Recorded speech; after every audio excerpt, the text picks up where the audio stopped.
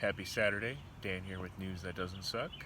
I'm enjoying the birds as my alarm clock today before I head off to work. But first, I wanted to share with you a hero of mine. Her name's Katey Kennedy, and she rivals the likes of Captain Marvel and even Nicole Sauce. If you don't know who that is, Google Nicole Sauce. Diagnosis to degree. Cardinal Stritch student overcomes multiple sclerosis, heart arrhythmia to finish with perfect GPA. Devi Shastri. As she walked on stage on the last Sunday in May, clutching a diploma, her family beaming up at her with pride, Katey Kennedy realized she'd finally made it. There were so many days when the Cardinal Stritch University graduate didn't think she'd ever stand on that stage. Days she feared her body wouldn't let her. Days she wondered how she'd afford it all. Days when her mind, in the grips of worry and depression, drove her to wish she hadn't gotten up that morning. I think we all can attest we've been there. And if you haven't, I don't know what to tell you. There were so many points where I thought I wasn't going to make it, Kennedy said, describing the feeling of getting her degree, and now I'm here and I made it. Not only did she make it, she made it with a 4.0 grade point average, a Bachelor of Arts in Communication, a double minor in Spanish and Religious Studies, and a certificate in Peace and Justice Studies. And as if that alone wasn't a feat, she did it despite the fact that her world had changed entirely since she had first stepped on a Cardinal Stritch University's campus, wide-eyed and certain that it was a place for her. It started just after her freshman year final exams. Kennedy was walking down a huge hallway, idly placed her hand on her right side, and realized she couldn't feel anything. The right side of her body was numb. Mere months into her college career, doctors diagnosed her with a relapsing and remitting course of multiple sclerosis. And for those of you that don't know, multiple sclerosis is a disease that attacks your nervous system, and it is very not fun.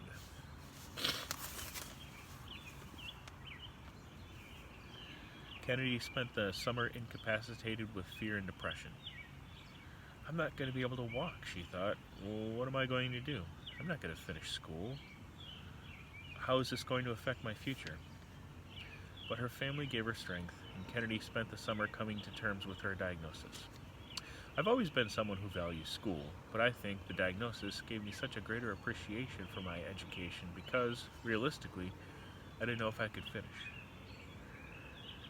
Kennedy said, I could go blind in like a second, or I could wake up and lose my ability to walk. Anything could happen, and I was just so grateful for each day.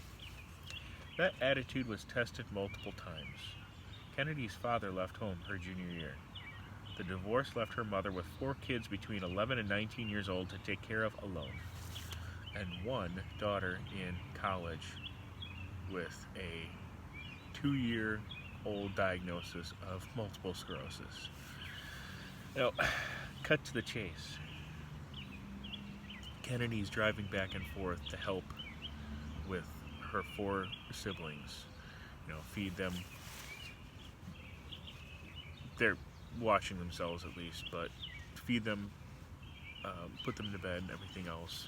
She's working 30 hours a week between 3 jobs and putting on a full schedule and helping change parts of that school. She was in the government in the school to help out.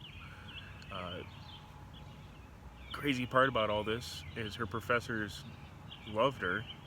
They had no idea this debilitating disease that took hold of her body. They had no idea that she was suffering from it. It's cut to the chase.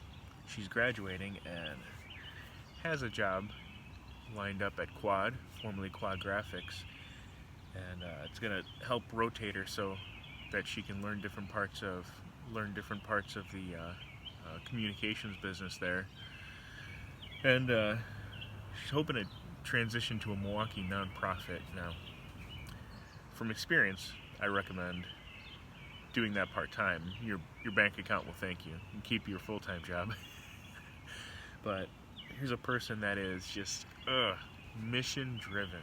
So mission-driven to love on and to help Milwaukee, this place that she calls home, that a little thing like a debilitating autoimmune disease is not affecting her. It's not holding her back. Other than being jealous of this person's resolve, it's definitely the kind of person you want to have as a friend. So, Katey Kennedy, I salute you as my hero. You guys have a good weekend, and remember, your news doesn't have to make you sad if you listen to news that doesn't suck.